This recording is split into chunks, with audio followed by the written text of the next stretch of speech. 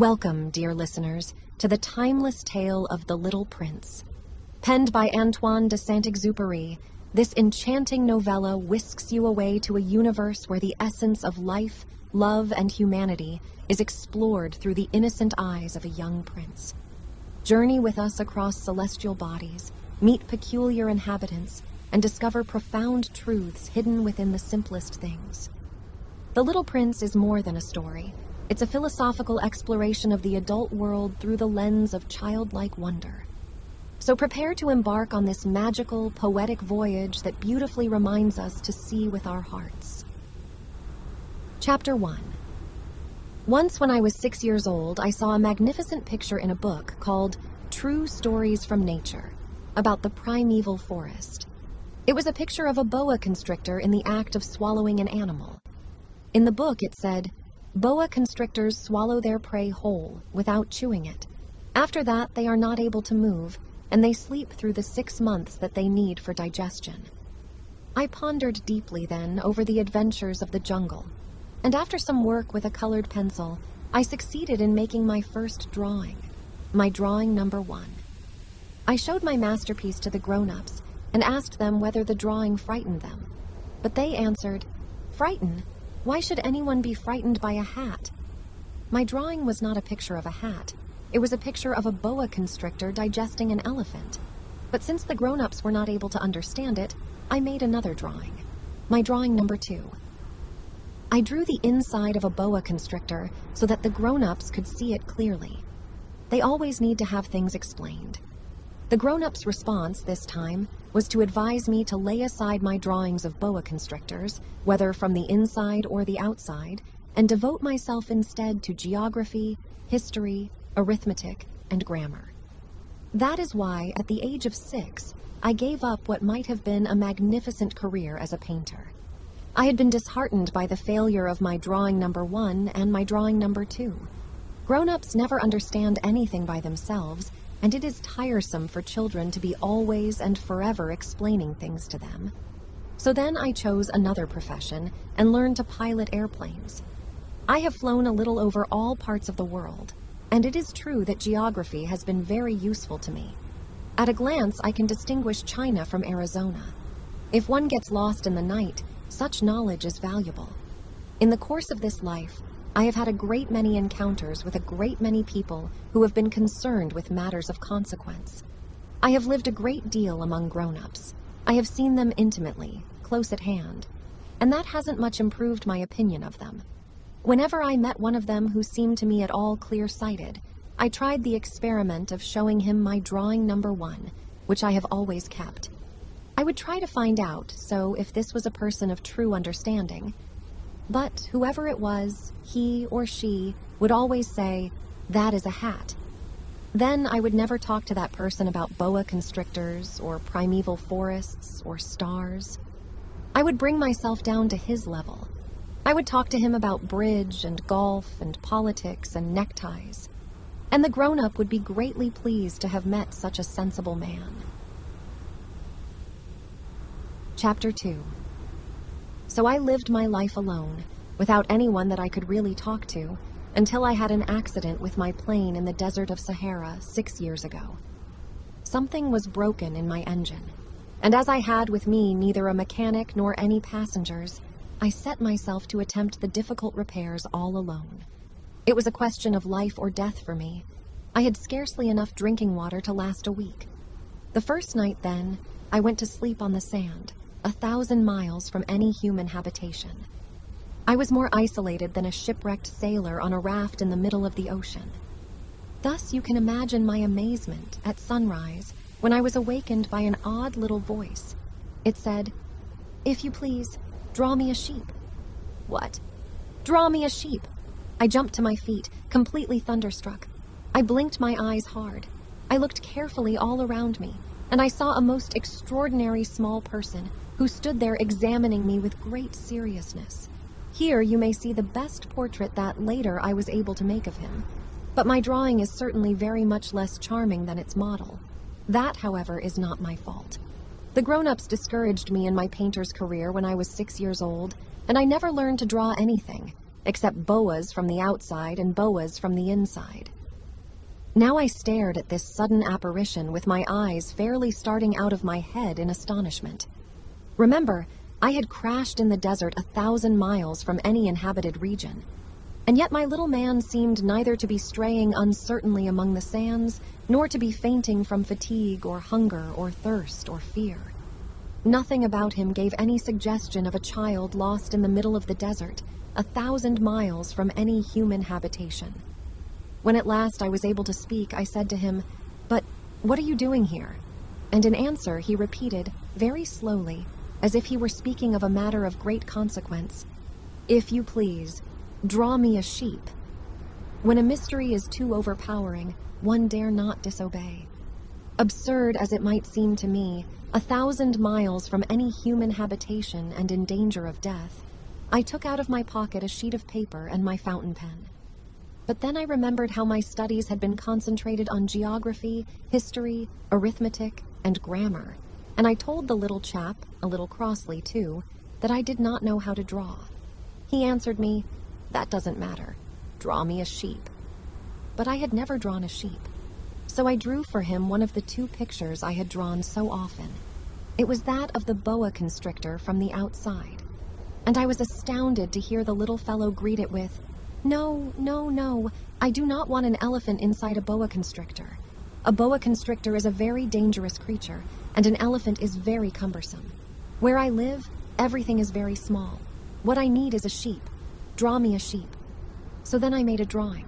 He looked at it carefully. Then he said, "No, this sheep is already very sickly. Make me another." So I made another drawing. My friend smiled gently and indulgently. "You see yourself," he said, "that this is not a sheep.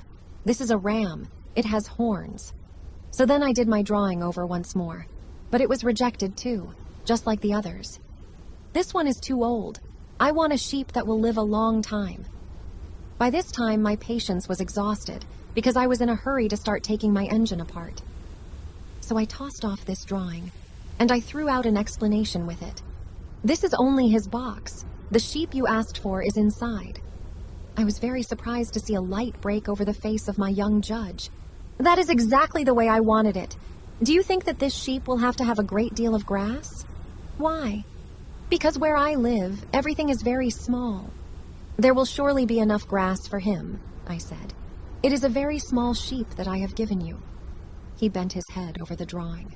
"Not so small that, look, he has gone to sleep." And that is how I made the acquaintance of the little prince. Chapter 3. It took me a long time to learn where he came from. The little prince, who asked me so many questions, never seemed to hear the ones I asked him. It was from words dropped by chance that, little by little, everything was revealed to me. The first time he saw my airplane, for instance, I shall not draw my airplane, that would be much too complicated for me, he asked me, "What is that object?" "That is not an object. It flies. It is an airplane. It is my airplane." And I was proud to have him learn that I could fly. He cried out then, "What? You dropped down from the sky?" "Yes," I answered modestly. "Oh, that is funny." And the little prince broke into a lovely peal of laughter, which irritated me very much. I like my misfortunes to be taken seriously. Then he added, "So you too come from the sky? Which is your planet?" At that moment, I caught a gleam of light in the impenetrable mystery of his presence, and I demanded abruptly, "Do you come from another planet?" But he did not reply. He tossed his head gently without taking his eyes from my plane. "It is true that on that you can't have come from very far away." And he sank into a reverie, which lasted a long time. Then, taking my sheep out of his pocket, he buried himself in the contemplation of his treasure. You can imagine how my curiosity was aroused by this half-confidence about the other planets. I made a great effort, therefore, to find out more on this subject. "My little man, where do you come from? What is this 'where I live' of which you speak? Where do you want to take your sheep?" After a reflective silence, he answered, "The thing that is so good about the box you have given me is that at night he can use it as his house." "That is so. And if you are good, I will give you a string too, so that you can tie him during the day, and a post to tie him to. But the little prince seemed shocked by this offer. Tie him? What a queer idea. But if you don't tie him, I said, he will wander off somewhere and get lost. My friend broke into another peal of laughter. But where do you think he would go? Anywhere, straight ahead of him. Then the little prince said earnestly, That doesn't matter. Where I live, everything is so small. And with perhaps a hint of sadness, he added, Straight ahead of him, nobody can go very far. Chapter 4. I had thus learned a second fact of great importance. This was that the planet the little prince came from was scarcely any larger than a house. But that did not really surprise me much. I knew very well that in addition to the great planets, such as the Earth, Jupiter, Mars, Venus, to which we have given names, there are also hundreds of others, some of which are so small that one has a hard time seeing them through the telescope. When an astronomer discovers one of these, he does not give it a name, but only a number. He might call it, for example, Asteroid 325. I have serious reason to believe that the planet from which the little prince came is the asteroid known as B612. This asteroid has only once been seen through the telescope. That was by a Turkish astronomer in 1909.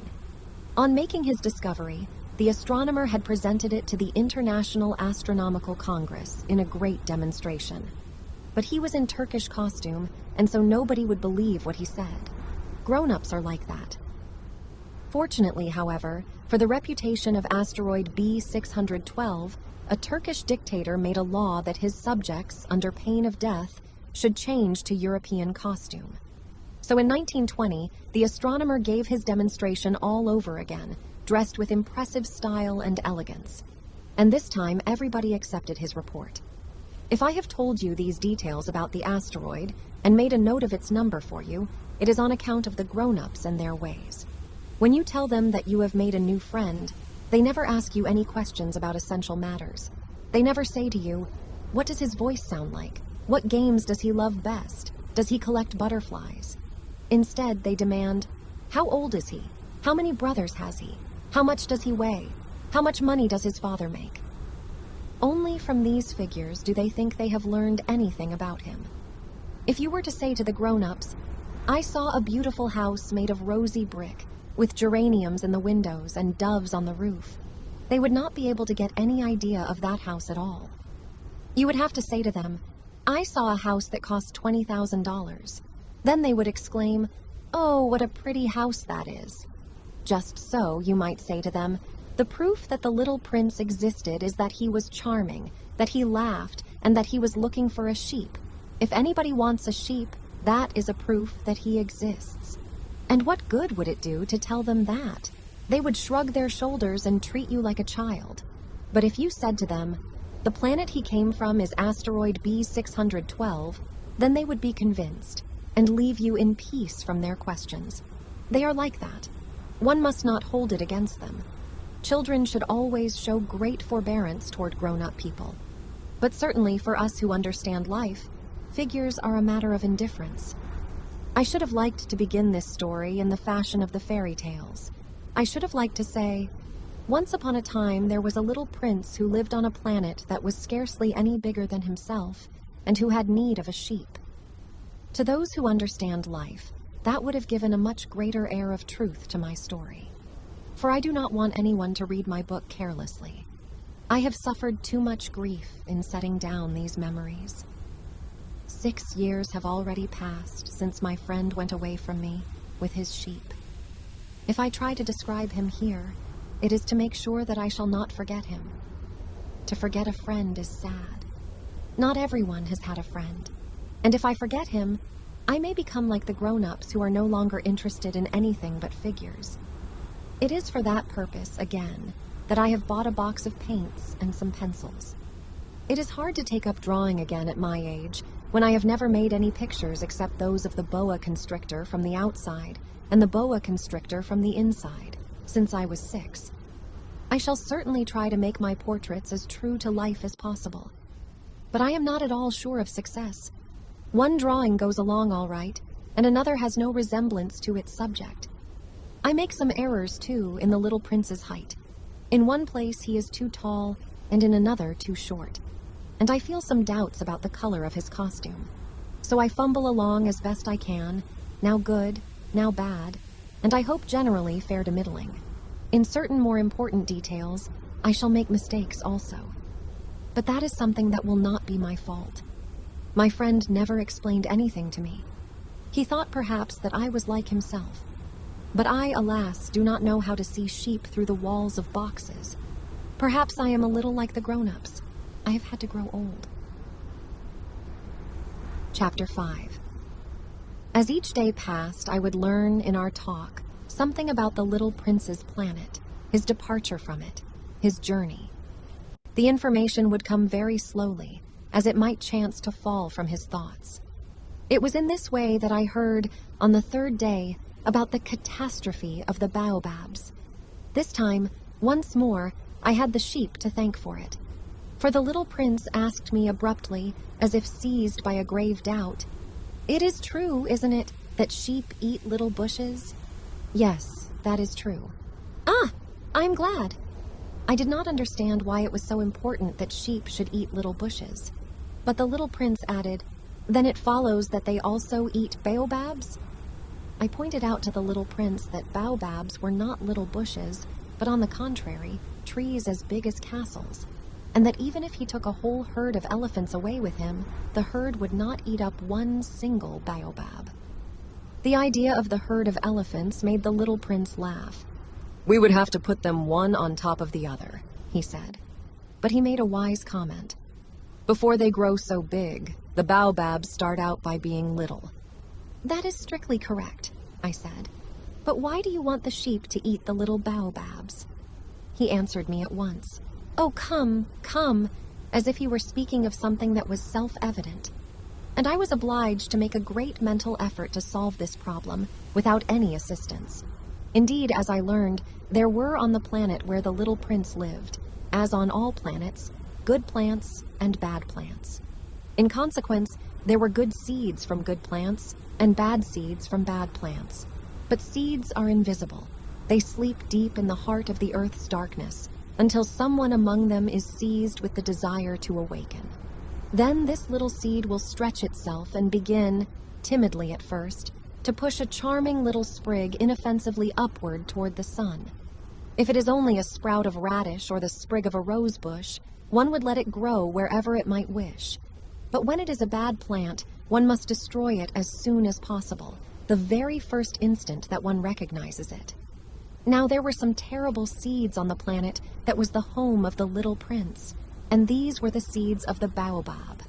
The soil of that planet was infested with them. A baobab is something you will never, never be able to get rid of if you attend to it too late. It spreads over the entire planet. It bores clear through it with its roots. And if the planet is too small and the baobabs are too many, they split it in pieces. "It is a question of discipline," the little prince said to me later on. "When you've finished your own toilet in the morning, then it is time to attend to the toilet of your planet, just so, with the greatest care. You must see to it that you pull up regularly all the baobabs at the very first moment when they can be distinguished from the rose bushes, which they resemble so closely in their earliest youth. It is very tedious work," the little prince added, "but very easy." And one day he said to me, "You ought to make a beautiful drawing, so that the children where you live can see exactly how all this is. That would be very useful to them if they were to travel someday. Sometimes," he added, "there is no harm in putting off a piece of work until another day. But when it is a matter of baobabs, that always means a catastrophe. I knew a planet that was inhabited by a lazy man. He neglected 3 little bushes. So, as the little prince described it to me, I have made a drawing of that planet.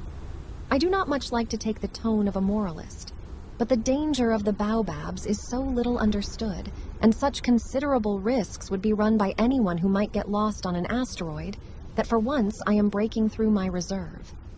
Children, I say plainly, watch out for the baobabs. My friends, like myself, have been skirting this danger for a long time, without ever knowing it. and so it is for them that I have worked so hard over this drawing. The lesson which I pass on by this means is worth all the trouble it has cost me. Perhaps you will ask me, why are there no other drawing in this book as magnificent and impressive as this drawing of the baobabs? The reply is simple. I have tried, but with the others, I have not been successful.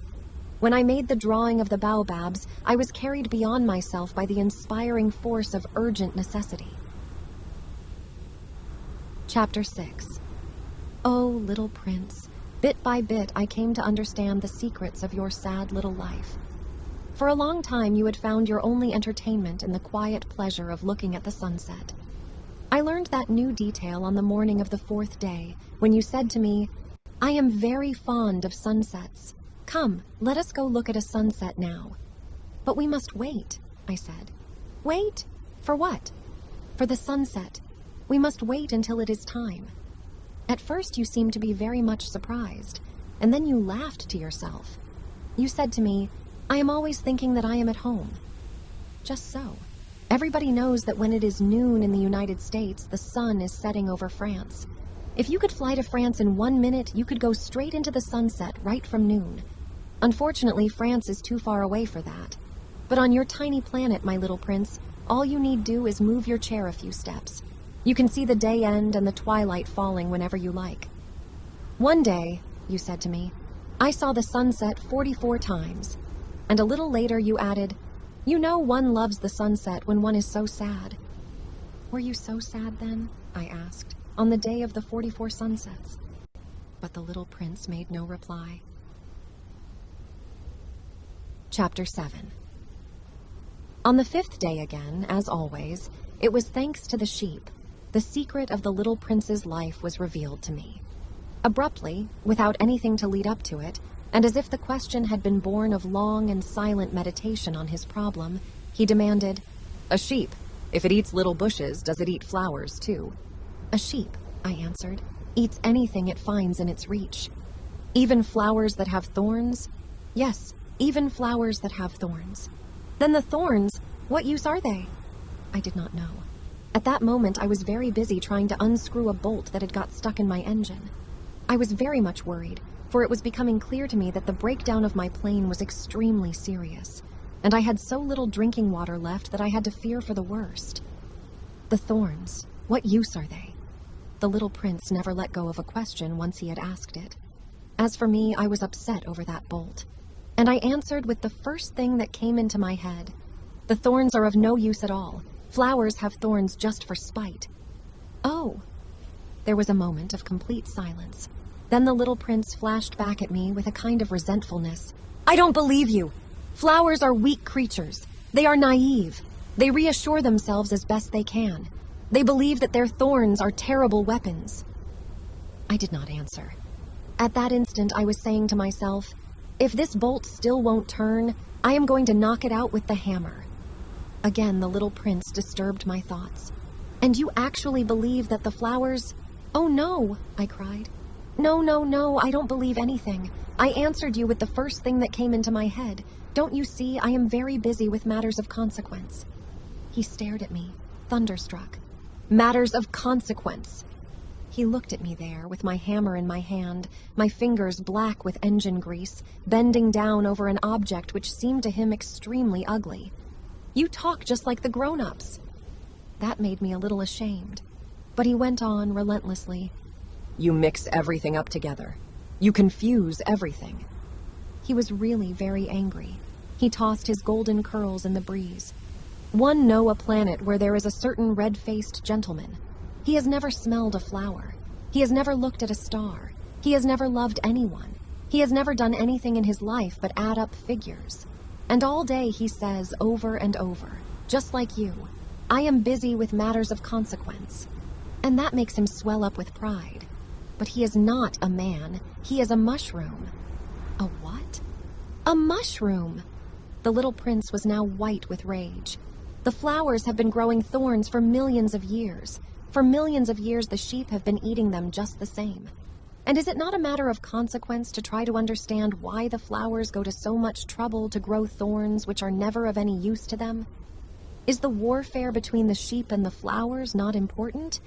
Is this not of more consequence than a fat, red-faced gentleman's sums? And if I know, I myself, one flower which is unique in the world, which grows nowhere but on my planet, but which one little sheep can destroy in a single bite some morning, without even noticing what he is doing. Oh, you think that is not important? His face turned from white to red as he continued. If someone loves a flower, of which just one single blossom grows in all the millions and millions of stars, it is enough to make him happy just to look at the stars. He can say to himself, somewhere, my flower is there. But if the sheep eats the flower, in one moment all his stars will be darkened. And you think that is not important? He could not say anything more. His words were choked by sobbing. The night had fallen. I had let my tools drop from my hands. Of what moment now was my hammer, my bolt, or thirst, or death? On one star, one planet, my planet, the Earth, there was a little prince to be comforted. I took him in my arms and rocked him. I said to him, the flower that you love is not in danger. I will draw you a muzzle for your sheep. I will draw you a railing to put around your flower. I did not know what to say to him. I felt awkward and blundering. I did not know how I could reach him, where I could overtake him and go on hand in hand with him once more. It is such a secret place, the land of tears. Chapter 8. I soon learned to know this flower better. On the little prince's planet, the flowers had always been very simple. They had only one ring of petals. They took up no room at all. They were a trouble to nobody. One morning they would appear in the grass, and by night they would have faded peacefully away. But one day, from a seed blown from no one knew where, a new flower had come up, and the little prince had watched very closely over this small sprout, which was not like any other small sprouts on his planet. It might, you see, have been a new kind of baobab. The shrub soon stopped growing and began to get ready to produce a flower. The little prince, who was present at the first appearance of a huge bud, felt at once that some sort of miraculous apparition must emerge from it. But the flower was not satisfied to complete the preparations for her beauty in the shelter of her green chamber. She chose her colors with the greatest care. She dressed herself slowly. She adjusted her petals one by one. She did not wish to go out into the world all rumpled like the field poppies. It was only in the full radiance of her beauty that she wished to appear. Oh yes, she was a coquettish creature, and her mysterious adornment lasted for days and days. Then one morning, exactly at sunrise, she suddenly showed herself. And after working with all this painstaking precision, she yawned and said, "Ah, I am scarcely awake. I beg that you will excuse me. My petals are still all disarranged." But the little prince could not restrain his admiration. "Oh, how beautiful you are." "Am I not?" the flower responded sweetly. "And I was born at the same moment as the sun."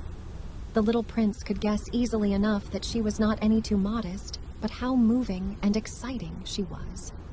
"I think it is time for breakfast," she added an instant later. "If you would have the kindness to think of my needs." And the little prince, completely abashed, went to look for a sprinkling can of fresh water. So he tended the flower.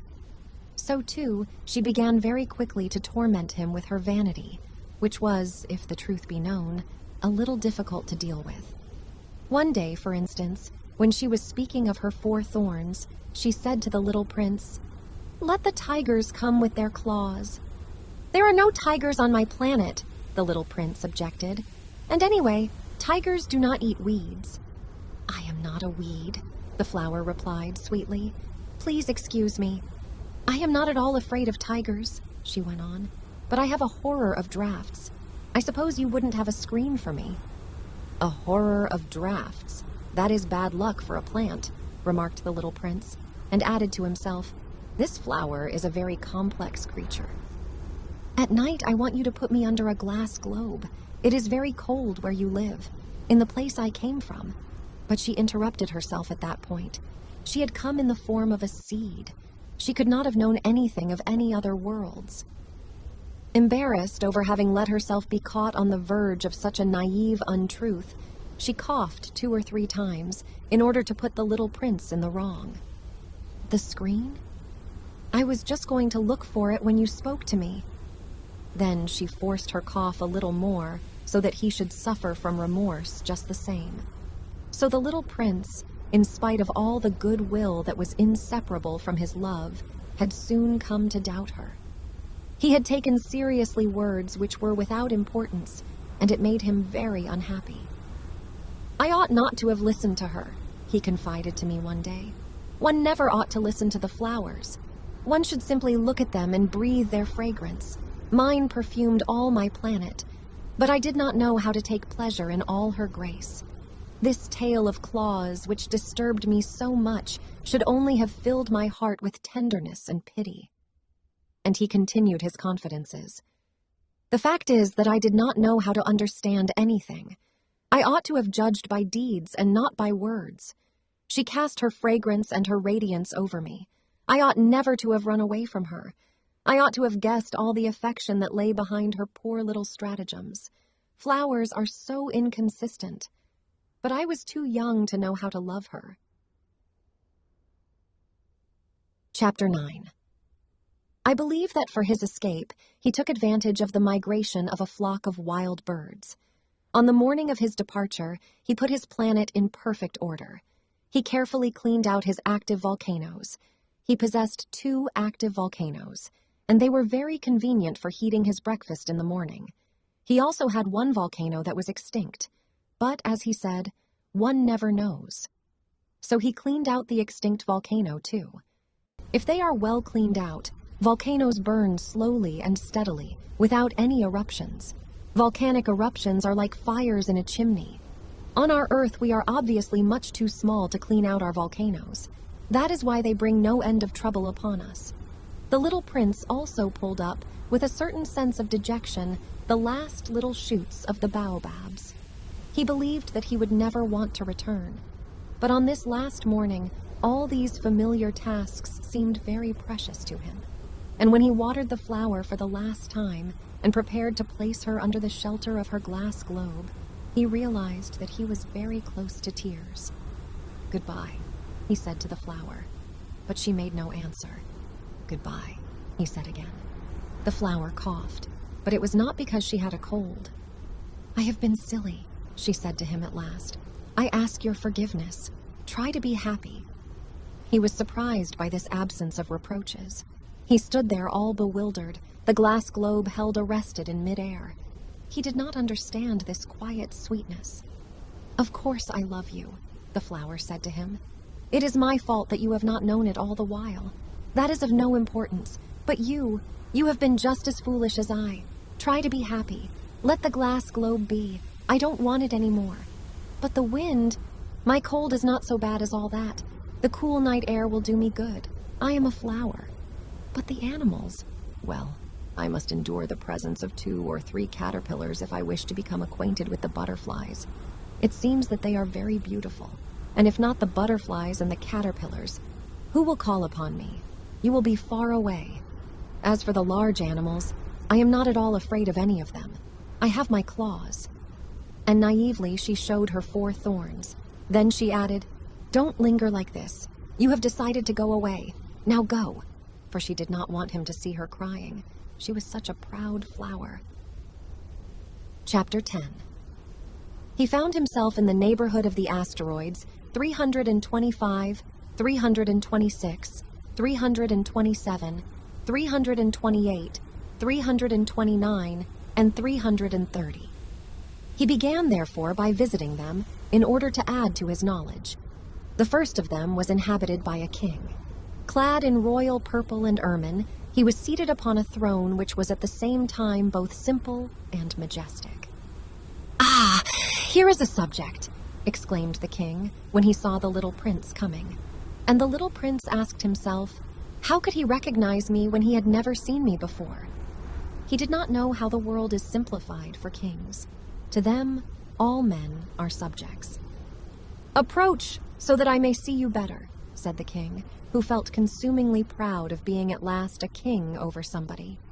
The little prince looked everywhere to find a place to sit down, but the entire planet was crammed and obstructed by the king's magnificent ermine robe.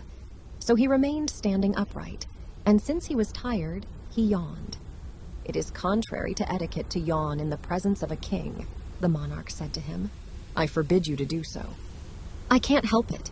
I can't stop myself," replied the little prince, thoroughly embarrassed. "I have come on a long journey, and I have had no sleep." "Ah, then," the king said, "I order you to yawn. It is years since I have seen anyone yawning. Yawns, to me, are objects of curiosity. Come now, yawn again. It is an order." "That frightens me. I cannot any more," murmured the little prince, now completely abashed. Hum, replied the king. "Then I order you sometimes to yawn and sometimes to—" He sputtered a little and seemed vexed. For what the king fundamentally insisted upon was that his authority should be respected. He tolerated no disobedience. He was an absolute monarch. But because he was a very good man, he made his orders reasonable. "If I ordered a general," he would say by way of example, "if I ordered a general to change himself into a seabird, and if the general did not obey me, that would not be the fault of the general. It would be my fault." "May I sit down?" came now a timid inquiry from the little prince. "I order you to do so," the king answered him, and majestically gathered in a fold of his ermine mantle. But the little prince was wondering. The planet was tiny. Over what could this king really rule? "Sire," he said to him, "I beg that you will excuse my asking you a question." "I order you to ask me a question," the king hastened to assure him. "Sire, over what do you rule?" "Over everything," said the king, with magnificent simplicity. "Over everything?" The king made a gesture, which took in his planet, the other planets, and all the stars. "Over all that?" asked the little prince. "Over all that," the king answered, for his rule was not only absolute, it was also universal. "And the stars obey you?" "Certainly they do," the king said. "They obey instantly. I do not permit insubordination." Such power was a thing for the little prince to marvel at. If he had been master of such complete authority, he would have been able to watch the sunset not 44 times in one day, but 72, or even 100, or even 200 times, without ever having to move his chair. And because he felt a bit sad as he remembered his little planet which he had forsaken, he plucked up his courage to ask the king a favor. "I should like to see a sunset. Do me that kindness. Order the sun to set."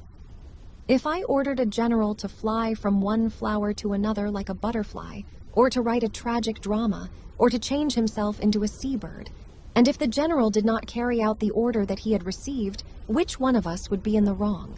the king demanded. "The general or myself?" "You," said the little prince firmly. "Exactly.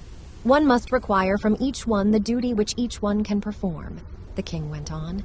"Accepted authority rests first of all on reason.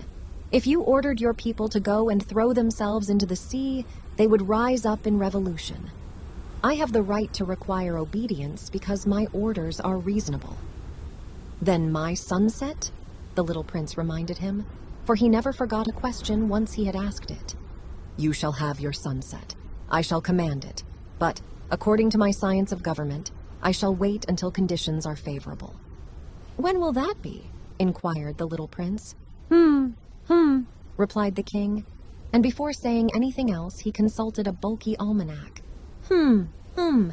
That will be about that will be this evening about 20 minutes to 8, and you will see how well I am obeyed." The little prince yawned.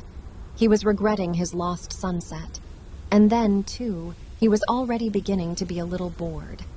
"I have nothing more to do here," he said to the king, "so I shall set out on my way again."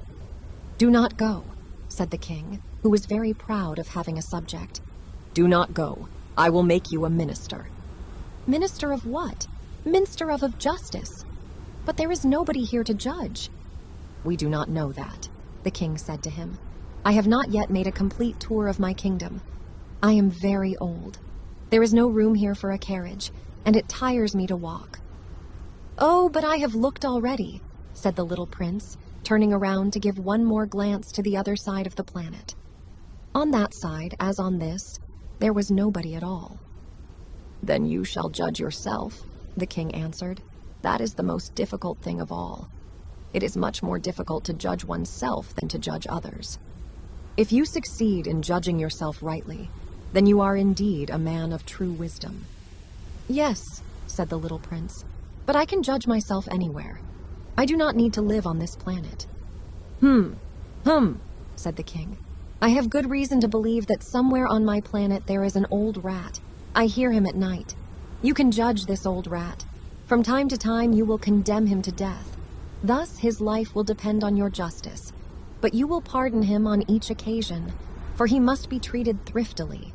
He is the only one we have." "I," replied the little prince, "do not like to condemn anyone to death, and now I think I will go on my way." "No," said the king. But the little prince, having now completed his preparations for departure, had no wish to grieve the old monarch. "If your majesty wishes to be promptly obeyed," he said, "he should be able to give me a reasonable order. He should be able, for example, to order me to be gone by the end of 1 minute. It seems to me that conditions are favorable." As the king made no answer, the little prince hesitated a moment.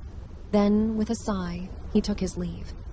"I make you my ambassador," the king called out hastily. He had a magnificent air of authority. "The grown-ups are very strange," the little prince said to himself as he continued on his journey. Chapter 11. The second planet was inhabited by a conceited man.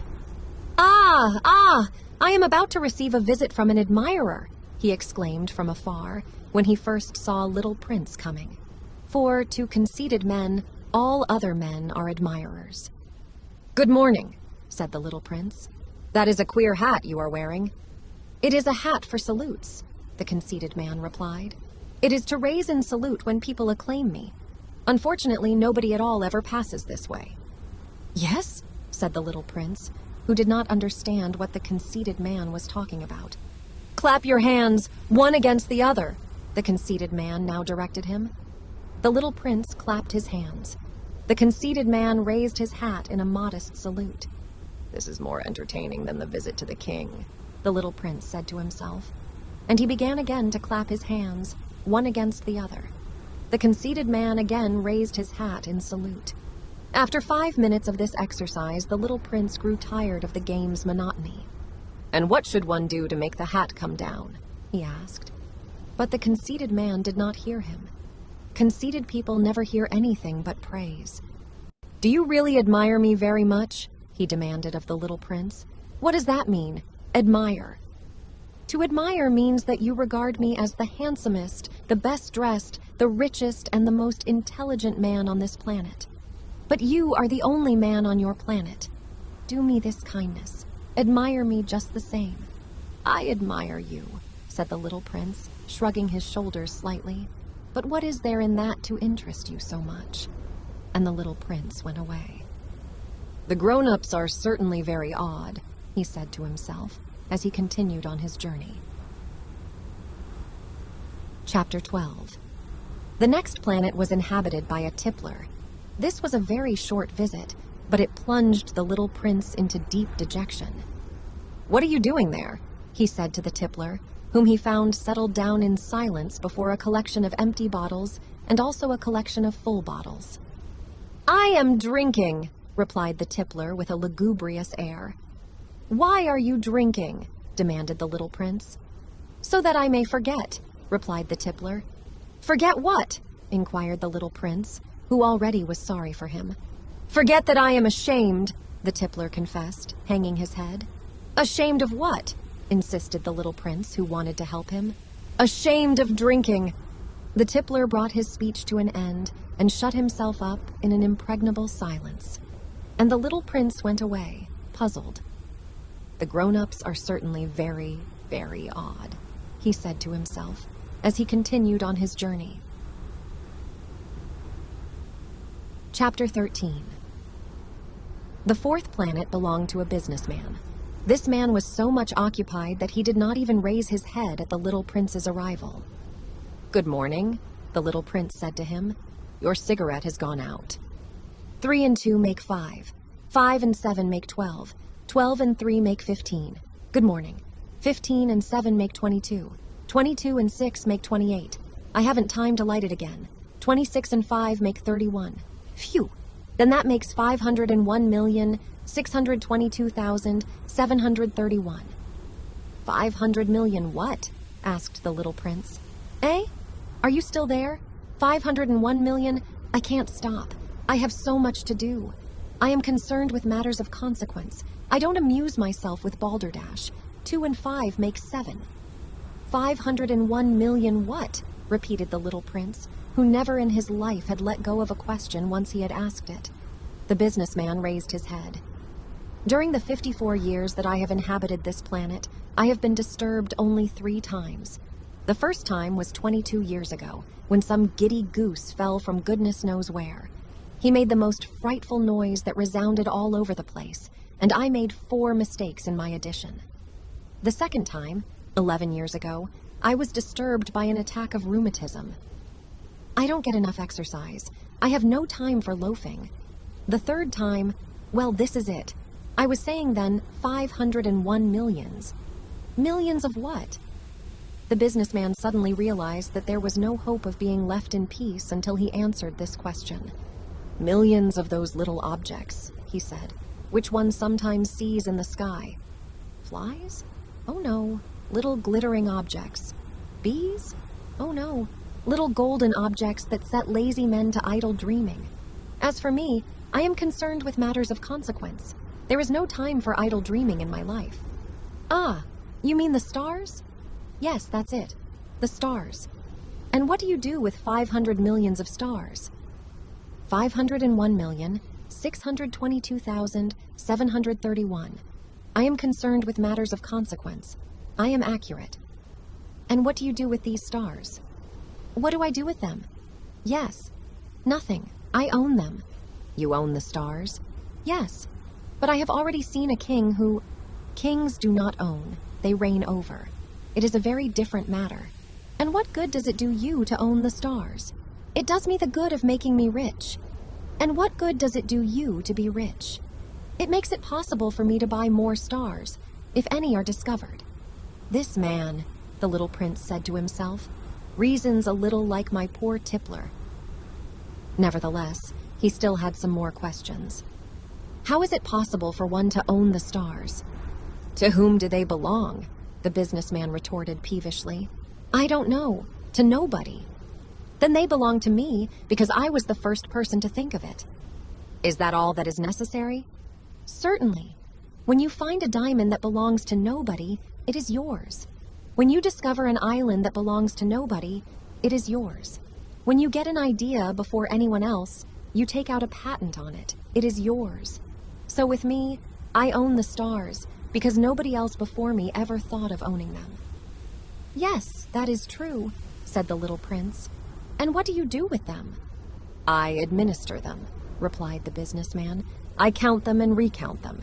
It is difficult, but I am a man who is naturally interested in matters of consequence. The little prince was still not satisfied. If I owned a silk scarf, he said, I could put it around my neck and take it away with me. If I owned a flower, I could pluck that flower and take it away with me. But you cannot pluck the stars from heaven. No, but I can put them in the bank. Whatever does that mean? That means that I write the number of my stars on a little paper, and then I put this paper in a drawer and lock it with a key. And that is all? That is enough, said the businessman. It is entertaining, thought the little prince. It is rather poetic, but it is of no great consequence. On matters of consequence, the little prince had ideas which were very different from those of the grown-ups. I myself own a flower, he continued his conversation with the businessman, which I water every day. I owned 3 volcanoes, which I clean out every week, for I also clean out the one that is extinct. One never knows. It is of some use to my volcanoes, and it is of some use to my flower that I own them. But you are of no use to the stars. The businessman opened his mouth, but he found nothing to say in answer, and the little prince went away. The grown-ups are certainly altogether extraordinary, he said simply, talking to himself as he continued on his journey. Chapter 14. The fifth planet was very strange. It was the smallest of all. There was just enough room on it for a street lamp and a lamplighter. The little prince was not able to reach any explanation of the use of a street lamp and a lamplighter somewhere in the heavens on a planet which had no people and not one house. But he said to himself, nevertheless, "It may well be that this man is absurd, but he is not so absurd as the king, the conceited man, the businessman, and the tippler, for at least his work has some meaning. When he lights his street lamp, it is as if he brought one more star to life, or one flower. When he puts out his lamp, he sends the flower, or the star, to sleep. That is a beautiful occupation, and since it is beautiful, it is truly useful." When he arrived on the planet, he respectfully saluted the lamplighter. "Good morning. Why have you just put out your lamp?" "Those are the orders," replied the lamplighter. "Good morning. What are the orders?" "The orders are that I put out my lamp. Good evening." And he lighted his lamp again. "But why have you just lighted it again?" "Those are the orders," replied the lamplighter. "I do not understand," said the little prince. "There is nothing to understand," said the lamplighter. "Orders are orders. Good morning." And he put out his lamp. Then he mopped his forehead with a handkerchief decorated with red squares. "I follow a terrible profession. In the old days, it was reasonable. I put the lamp out in the morning, and in the evening I lighted it again. I had the rest of the day for relaxation and the rest of the night for sleep. And the orders have been changed since that time?" "The orders have not been changed," said the lamplighter. "That is the tragedy. From year to year, the planet has turned more rapidly, and the orders have not been changed." "Then what?" asked the little prince. "Then the planet now makes a complete turn every minute, and I no longer have a single second for repose. Once every minute, I have to light my lamp and put it out." "That is very funny. A day lasts only 1 minute here where you live." "It is not funny at all," said the lamplighter. "While we have been talking together, a month has gone by." "A month?" "Yes, a month. 30 minutes, 30 days. Good evening." And he lighted his lamp again. As the little prince watched him, he felt that he loved this lamplighter who was so faithful to his orders. He remembered the sunsets which he himself had gone to seek in other days, merely by pulling up his chair, and he wanted to help his friend. "You know," he said, "I can tell you a way you can rest whenever you want to." "I always want to rest," said the lamplighter, "for it is possible for a man to be faithful and lazy at the same time." The little prince went on with his explanation. "Your planet is so small that 3 strides will take you all the way around it. To be always in the sunshine, you need only walk along rather slowly. When you want to rest, you will walk, and the day will last as long as you like." "That doesn't do me much good," said the lamplighter. "The one thing I love in life is to sleep." "Then you're unlucky," said the little prince. "I am unlucky," said the lamplighter. "Good morning." And he put out his lamp. "That man," said the little prince to himself as he continued farther on his journey, "that man would be scorned by all the others, by the king, by the conceited man, by the tippler, by the businessman. Nevertheless, he is the only one of them all who does not seem to me ridiculous. Perhaps that is because he is thinking of something else besides himself."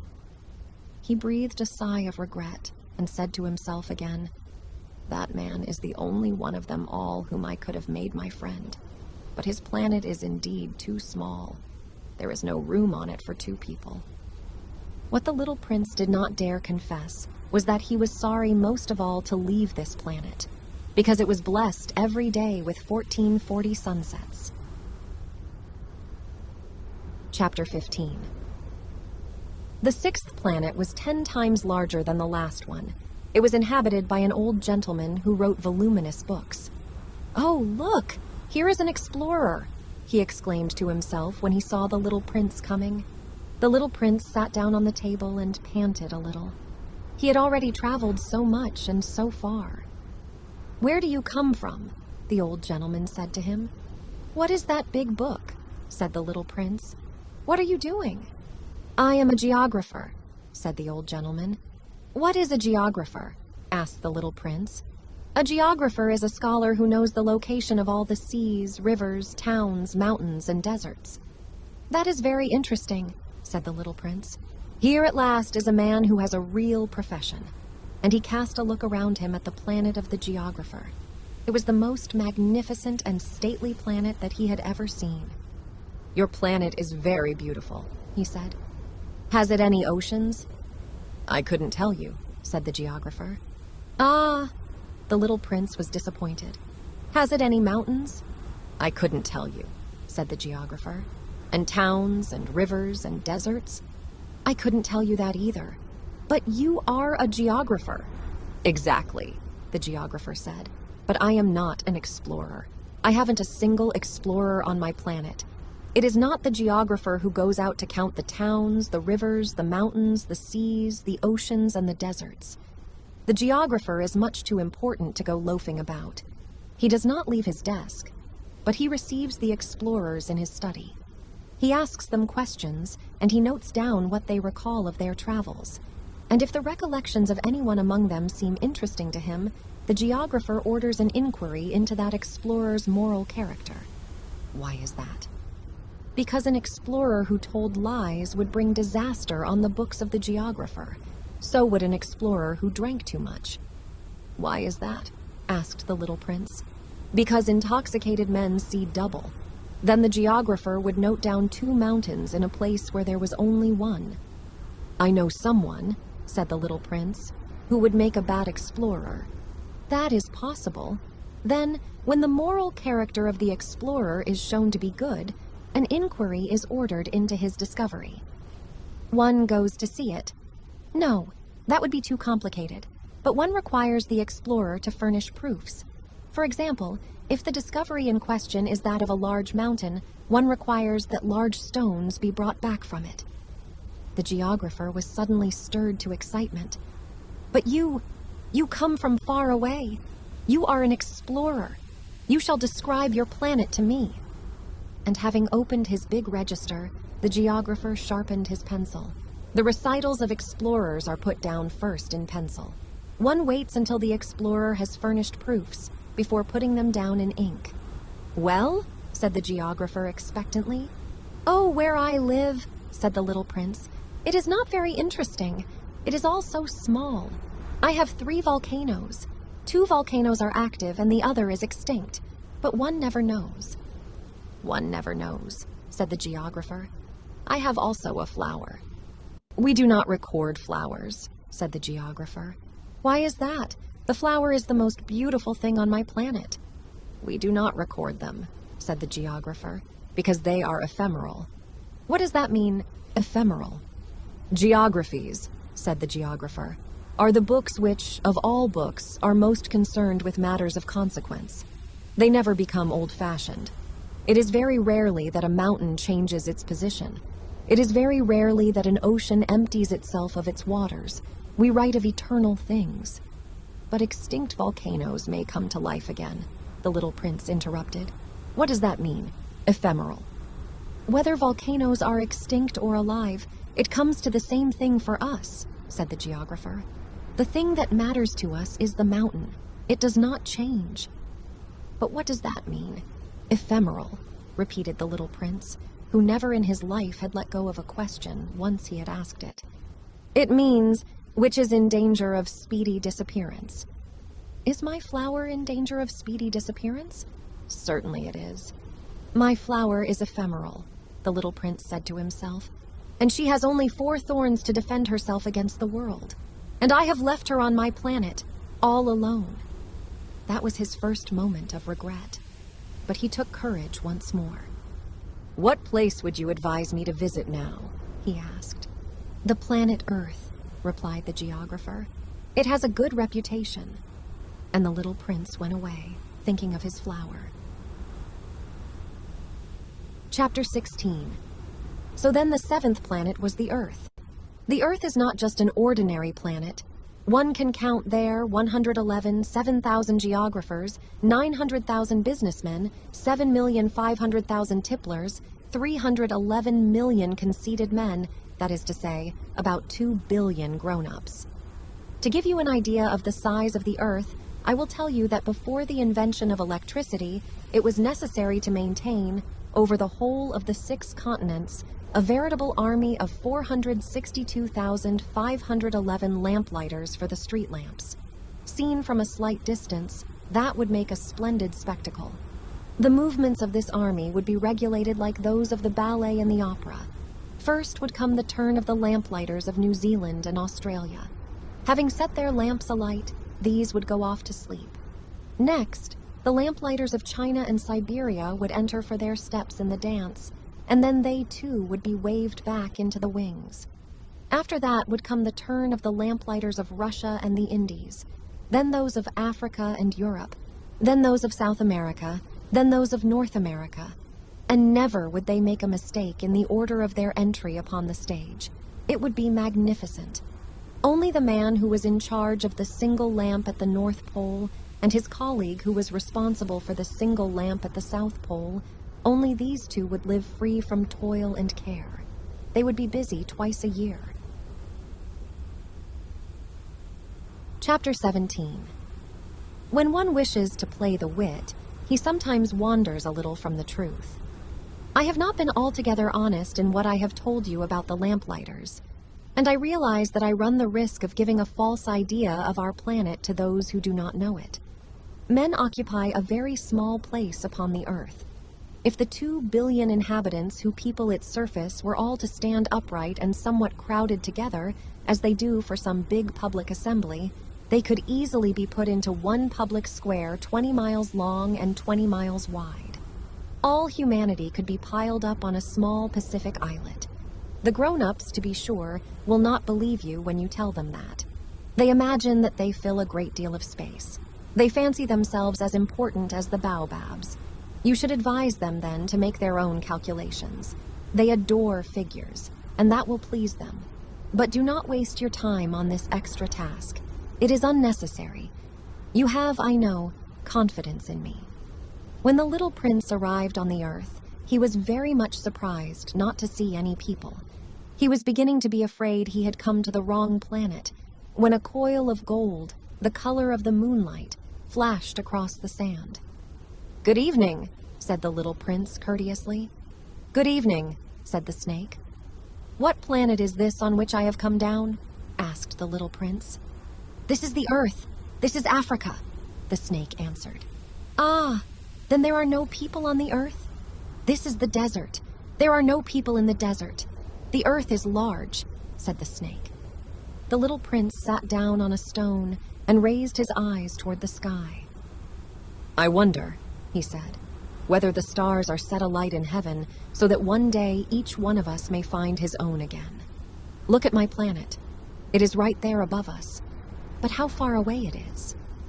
"It is beautiful," the snake said. "What has brought you here?" "I have been having some trouble with a flower," said the little prince. "Ah," said the snake, and they were both silent. "Where are the men?" The little prince at last took up the conversation again. "It is a little lonely in the desert." "It is also lonely among men," the snake said. The little prince gazed at him for a long time. "You are a funny animal," he said at last. "You are no thicker than a finger." "But I am more powerful than the finger of a king," said the snake. The little prince smiled. "You are not very powerful. You haven't even any feet. You cannot even travel." "I can carry you farther than any ship could take you," said the snake. He twined himself around the little prince's ankle like a golden bracelet. "Whomever I touch, I send back to the earth from whence he came," the snake spoke again. "But you are innocent and true, and you come from a star." The little prince made no reply. "You move me to pity. You are so weak on this earth made of granite," the snake said. "I can help you someday if you grow too homesick for your own planet. I can—" "Oh, I understand you very well," said the little prince. "But why do you always speak in riddles?" "I solve them all," said the snake, and they were both silent. Chapter 18. The little prince crossed the desert and met with only one flower. It was a flower with 3 petals, a flower of no account at all.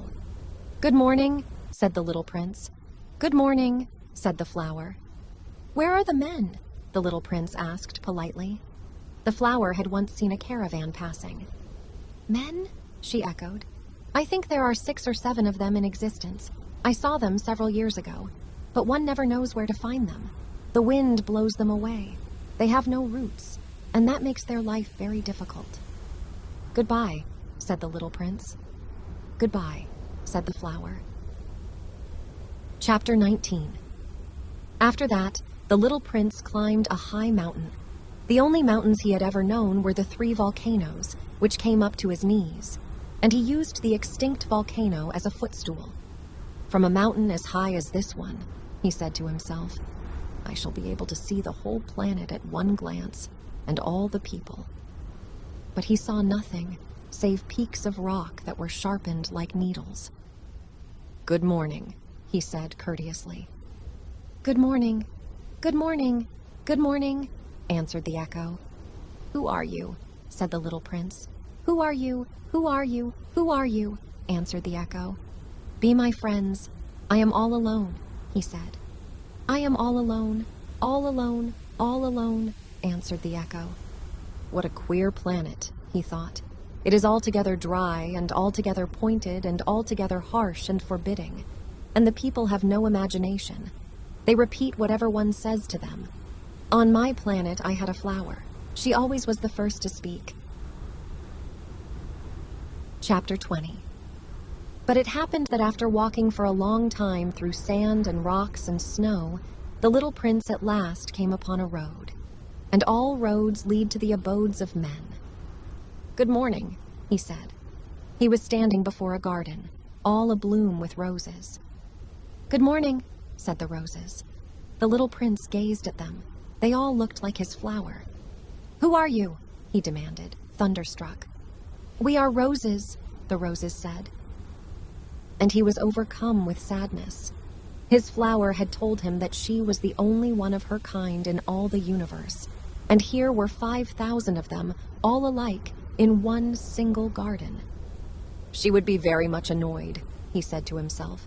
"If she should see that, she would cough most dreadfully, and she would pretend that she was dying, to avoid being laughed at.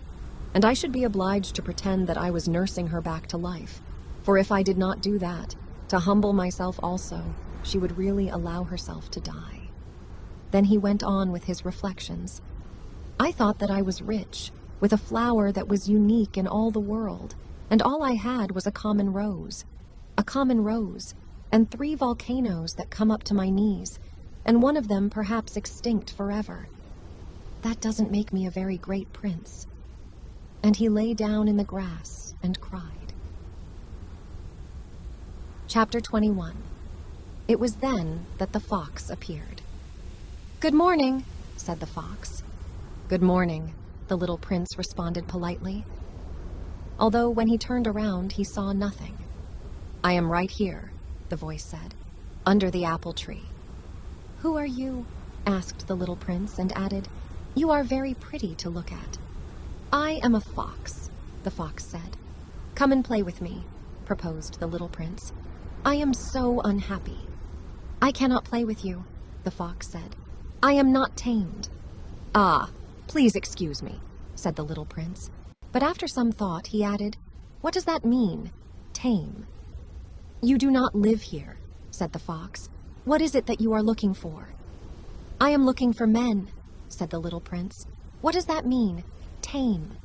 "Men," said the fox. "They have guns, and they hunt. It is very disturbing. They also raise chickens. These are their only interests. Are you looking for chickens?" "No," said the little prince. "I am looking for friends. What does that mean, tame?" "It is an act too often neglected," said the fox. "It means to establish ties." "To establish ties?" "Just that," said the fox. "To me, you are still nothing more than a little boy who is just like 100,000 other little boys. And I have no need of you, and you, on your part, have no need of me.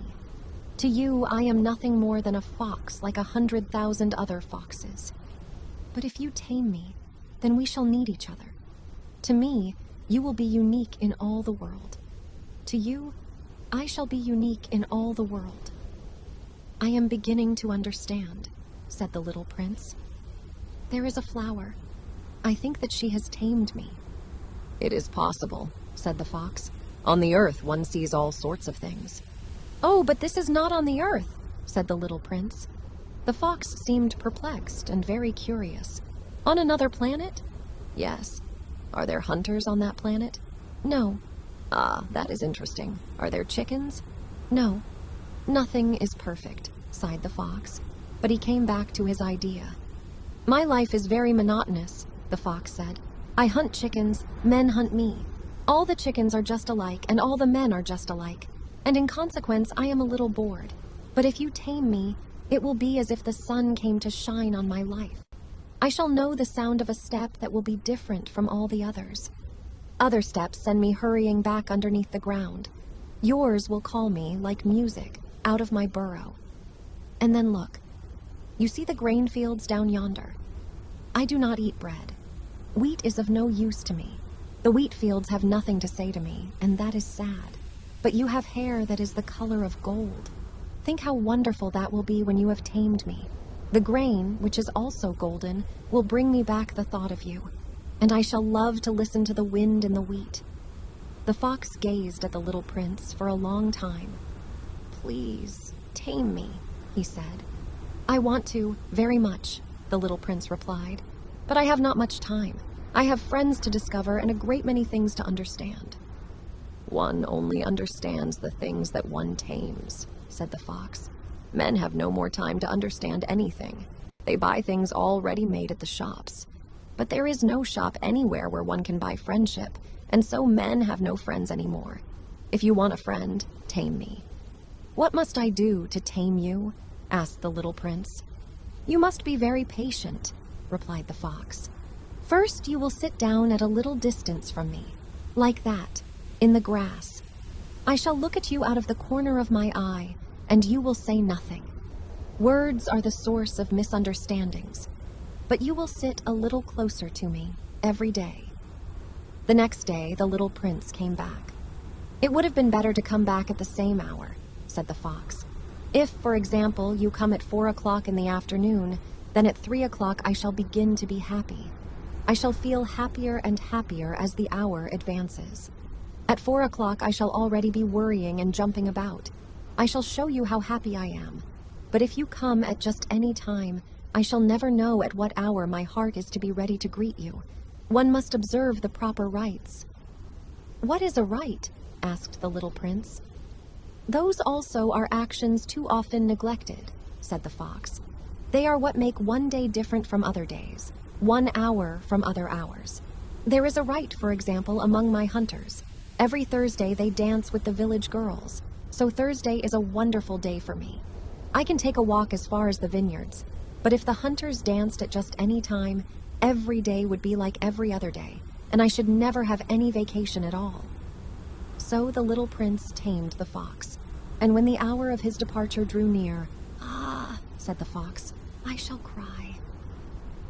"It is your own fault," said the little prince.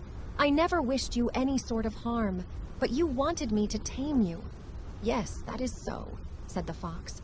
"But now you are going to cry," said the little prince. "Yes, that is so," said the fox. "Then it has done you no good at all." "It has done me good," said the fox, "because of the color of the wheat fields." And then he added, "Go and look again at the roses. You will understand now that yours is unique in all the world. Then come back to say goodbye to me, and I will make you a present of a secret." The little prince went away to look again at the roses. "You are not at all like my rose," he said. "As yet you are nothing. No one has tamed you, and you have tamed no one. You are like my fox when I first knew him. He was only a fox like 100,000 other foxes. But I have made him my friend, and now he is unique in all the world."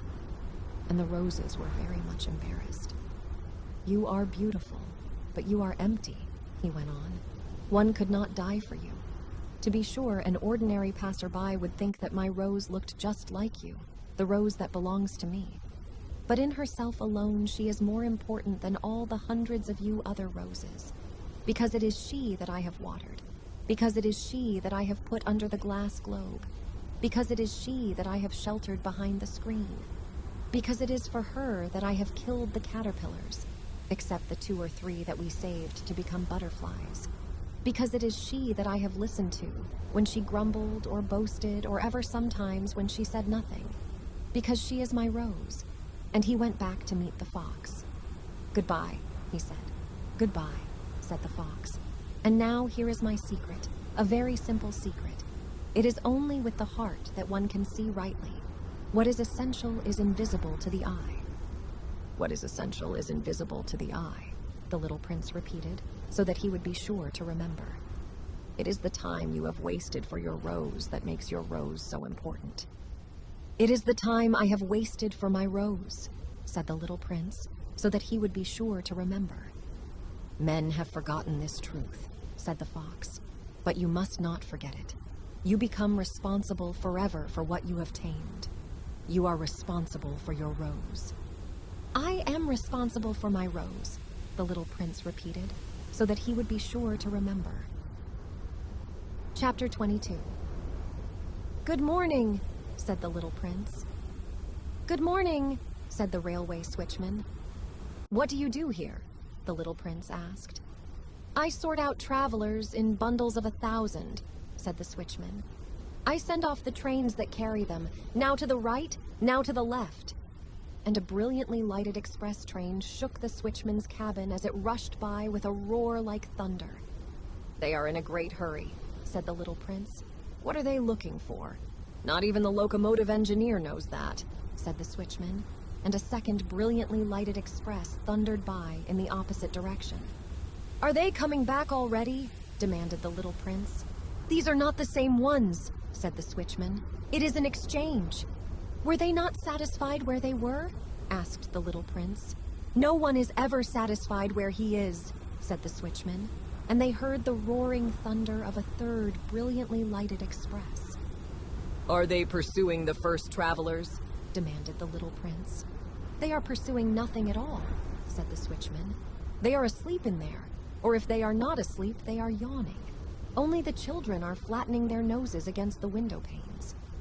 Only the children know what they are looking for, said the little prince. They waste their time over a rag doll, and it becomes very important to them. And if anybody takes it away from them, they cry. They are lucky, the switchman said. Chapter 23. Good morning, said the little prince. Good morning, said the merchant. This was a merchant who sold pills that had been invented to quench thirst. You need only swallow 1 pill a week, and you would feel no need of anything to drink. Why are you selling those? Asked the little prince. Because they save a tremendous amount of time, said the merchant. Computations have been made by experts. With these pills, you save 53 minutes in every week. And what do I do with those 53 minutes? Anything you like. As for me, said the little prince to himself, if I had 53 minutes to spend as I liked, I should walk at my leisure toward a spring of fresh water. Chapter 24. It was now the 8th day since I had had my accident in the desert, and I had listened to the story of the merchant as I was drinking the last drop of my water supply. Ah, I said to the little prince, these memories of yours are very charming, but I have not yet succeeded in repairing my plane. I have nothing more to drink, and I, too, should be very happy if I could walk at my leisure toward a spring of fresh water. My friend the fox, the little prince said to me. My dear little man, this is no longer a matter that has anything to do with the fox. Why not? Because I am about to die of thirst. He did not follow my reasoning, and he answered me. It is a good thing to have had a friend, even if one is about to die. I, for instance, am very glad to have had a fox as a friend. He has no way of guessing the danger, I said to myself. He has never been either hungry or thirsty. A little sunshine is all he needs. But he looked at me steadily and replied to my thought, I am thirsty too. Let us look for a well. I made a gesture of weariness. It is absurd to look for a well, at random, in the immensity of the desert. But nevertheless, we started walking. When we had trudged along for several hours, in silence, the darkness fell, and the stars began to come out. Thirst had made me a little feverish, and I looked at them as if I were in a dream. The little prince's last words came reeling back into my memory. "Then you are thirsty too?" I demanded. But he did not reply to my question. He merely said to me, "Water may also be good for the heart." I did not understand this answer, but I said nothing. I knew very well that it was impossible to cross-examine him. He was tired. He sat down. I sat down beside him, and after a little silence, he spoke again. "The stars are beautiful because of a flower that cannot be seen." I replied, "Yes, that is so." And without saying anything more, I looked across the ridges of sand that were stretched out before us in the moonlight. "The desert is beautiful," the little prince added, and that was true. I have always loved the desert. One sits down on a desert sand dune, sees nothing, hears nothing. Yet through the silence, something throbs and gleams. "What makes the desert beautiful," said the little prince, "is that somewhere it hides a well." I was astonished by a sudden understanding of that mysterious radiation of the sands. When I was a little boy, I lived in an old house, and legend told us that a treasure was buried there. To be sure, no one had ever known how to find it. Perhaps no one had ever even looked for it. But it cast an enchantment over that house. My home was hiding a secret in the depths of its heart. "Yes," I said to the little prince, "the house, the stars, the desert, what gives them their beauty is something that is invisible." "I am glad," he said, "that you agree with my fox." As the little prince dropped off to sleep, I took him in my arms and set out walking once more. I felt deeply moved and stirred. It seemed to me that I was carrying a very fragile treasure. It seemed to me even that there was nothing more fragile on all earth. In the moonlight, I looked at his pale forehead, his closed eyes, his locks of hair that trembled in the wind, and I said to myself, "What I see here is nothing but a shell. What is most important is invisible." As his lips opened slightly with the suspicion of a half-smile, I said to myself again, "What moves me so deeply about this little prince who is sleeping here is his loyalty to a flower, the image of a rose that shines through his whole being like the flame of a lamp, even when he is asleep." And I felt him to be more fragile still. I felt the need of protecting him, as if he himself were a flame that might be extinguished by a little puff of wind. And as I walked on so, I found the well at daybreak. Chapter 25. "Men," said the little prince, "set out on their way in express trains, but they do not know what they are looking for. Then they rush about and get excited and turn round and round." And he added, "It is not worth the trouble." The well that we had come to was not like the wells of the Sahara. The wells of the Sahara are mere holes dug in the sand. This one was like a well in a village. But there was no village here, and I thought I must be dreaming. "It is strange," I said to the little prince. "Everything is ready for use. The pulley, the bucket, the rope." He laughed, touched the rope, and set the pulley to working. And the pulley moaned, like an old weather vane which the wind has long since forgotten. "Do you hear?" said the little prince. "We have wakened the well, and it is singing." I did not want him to tire himself with the rope. "Leave it to me," I said. "It is too heavy for you." I hoisted the bucket slowly to the edge of the well and set it there, happy, tired as I was, over my achievement. The song of the pulley was still in my ears, and I could see the sunlight shimmer in the still trembling water. "I am thirsty for this water," said the little prince. "Give me some of it to drink." And I understood what he had been looking for. I raised the bucket to his lips. He drank, his eyes closed. It was as sweet as some special festival treat. This water was indeed a different thing from ordinary nourishment. Its sweetness was born of the walk under the stars, the song of the pulley, the effort of my arms. It was good for the heart, like a present. When I was a little boy, the lights of the Christmas tree, the music of the midnight mass, the tenderness of smiling faces used to make up, so, the radiance of the gifts I received. "The men where you live," said the little prince. "Raise 5,000 roses in the same garden, and they do not find in it what they are looking for." "They do not find it," I replied. "And yet what they are looking for could be found in one single rose, or in a little water." "Yes, that is true," I said, and the little prince added, "But the eyes are blind. One must look with the heart." I had drunk the water. I breathed easily. At sunrise, the sand is the color of honey, and that honey color was making me happy too. What brought me then this sense of grief? "You must keep your promise," said the little prince softly, as he sat down beside me once more. "What promise?" "You know, a muzzle for my sheep. I am responsible for this flower." I took my rough drafts of drawings out of my pocket. The little prince looked them over and laughed as he said, "Your baobabs, they look a little like cabbages." "Oh," I had been so proud of my baobabs. "Your fox, his ears look a little like horns, and they are too long." And he laughed again. "You are not fair, little prince," I said. "I don't know how to draw anything except boa constrictors from the outside and boa constrictors from the inside." "Oh, that will be all right," he said. "Children understand." So then I made a pencil sketch of a muzzle, and as I gave it to him, my heart was torn. "You have plans that I do not know about," I said. But he did not answer me. He said to me instead, "You know, my descent to the earth. Tomorrow will be its anniversary." Then, after a silence, he went on, "I came down very near here," and he flushed. And once again, without understanding why, I had a queer sense of sorrow.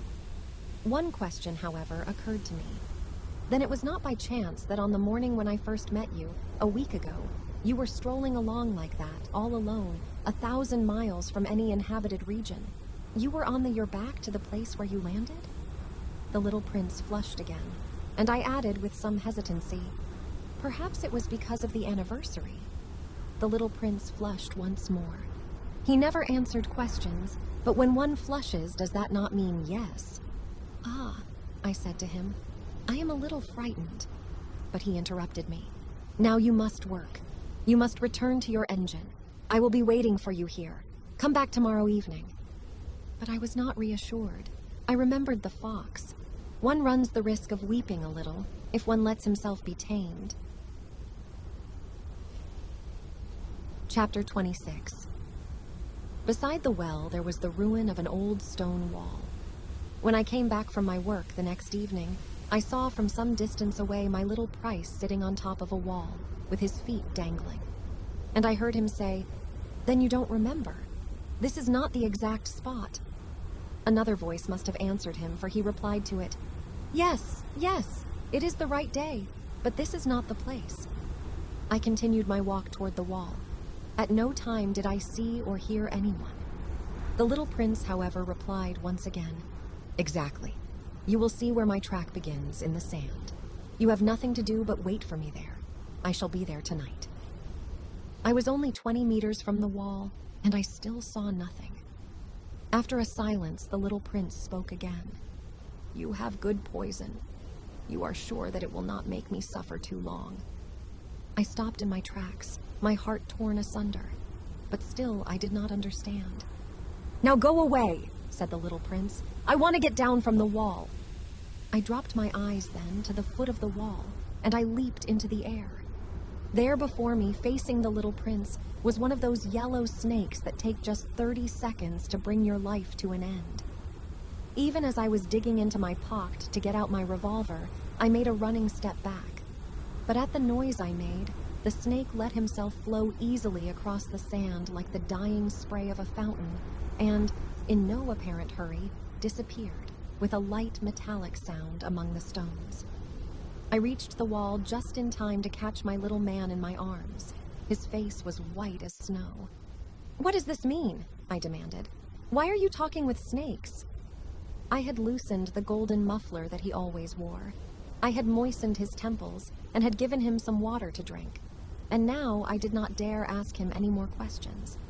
He looked at me very gravely and put his arms around my neck. I felt his heart beating like the heart of a dying bird, shot with someone's rifle. "I am glad that you have found what was the matter with your engine," he said. Now you can go back home." "How do you know about that?" I was just coming to tell him that my work had been successful, beyond anything that I had dared to hope. He made no answer to my question, but he added, "I too am going back home today." Then, sadly, "It is much farther. It is much more difficult." I realized clearly that something extraordinary was happening. I was holding him close in my arms as if he were a little child, and yet it seemed to me that he was rushing headlong toward an abyss from which I could do nothing to restrain him. His look was very serious, like someone lost far away. "I have your sheep, and I have the sheep's box, and I have the muzzle," and he gave me a sad smile. I waited a long time. I could see that he was reviving little by little. "Dear little man," I said to him, "you are afraid." He was afraid. There was no doubt about that, but he laughed lightly. "I shall be much more afraid this evening." Once again, I felt myself frozen by the sense of something irreparable, and I knew that I could not bear the thought of never hearing that laughter anymore. For me, it was like a spring of fresh water in the desert. "Little man," I said, "I want to hear you laugh again." But he said to me, "Tonight it will be a year. My star then can be found right above the place where I came to the earth, a year ago." "Little man," I said, "tell me that it is only a bad dream, this affair of the snake, and the meeting place, and the star." But he did not answer my plea. He said to me instead, "The thing that is important is the thing that is not seen." "Yes, I know. It is just as it is with the flower. If you love a flower that lives on a star, it is sweet to look at the sky at night. All the stars are abloom with flowers." "Yes, I know. It is just as it is with the water. Because of the pulley and the rope, what you gave me to drink was like music. You remember how good it was." "Yes, I know. And at night you will look up at the stars. Where I live, everything is so small that I cannot show you where my star is to be found. It is better, like that. My star will just be one of the stars for you. And so you will love to watch all the stars in the heavens. They will all be your friends. And besides, I am going to make you a present." He laughed again. "All men have the stars," he answered, "but they are not the same things for different people. For some, who are travelers, the stars are guides. For others, they are no more than little lights in the sky. For others, who are scholars, they are problems. For my businessman, they were wealth. But all these stars are silent. You alone will have the stars as no one else has them." "What are you trying to say?" "In one of the stars I shall be living. In one of them I shall be laughing. And so it will be as if all the stars were laughing when you look at the sky at night. You, only you will have stars that can laugh." And he laughed again. "And when your sorrow is comforted, time soothes all sorrows. You will be content that you have known me. You will always be my friend. You will want to laugh with me. And you will sometimes open your window so for that pleasure. And your friends will be properly astonished to see you laughing as you look up at the sky. Then you will say to them, 'Yes, the stars always make me laugh.' And they will think you are crazy. It will be a very shabby trick that I shall have played on you." And he laughed again. "It will be as if, in place of the stars, I had given you a great number of little bells that knew how to laugh." And he laughed again. Then he quickly became serious. "Tonight, you know, do not come." "I shall not leave you," I said. "I shall look as if I were suffering. I shall look a little as if I were dying. It is like that. Do not come to see that. It is not worth the trouble." "I shall not leave you." But he was worried. "I tell you, it is also because of the snake. He must not bite you. Snakes, they are malicious creatures. This one might bite you just for fun." "I shall not leave you." But a thought came to reassure him. It is true that they have no more poison for a second bite. That night, I did not see him set out on his way. He got away from me without making a sound.